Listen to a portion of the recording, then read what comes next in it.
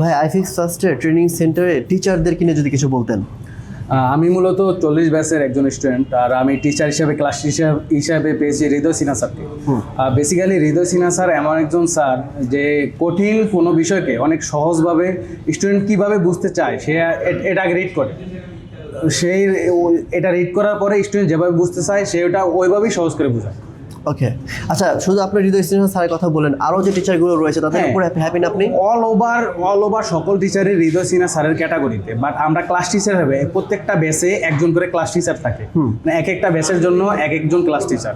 Even sub trainer হিসাবেও sub ট্রেনারও থাকে একজন বা দুজন, সকলেই হেল্পফুল বা ফ্রেন্ডলি হিসাবে আমাদেরকে শিক্ষাদান করে। ওকে, আপনি এখন কি মনে করেন যদি কেউ মোবাইল সার্ভিসিং নিয়ে কাজ করতে চায়, কাজ শিখতে চায়, তাদের কি আইফিক্স ফার্স্টে আসা উচিত?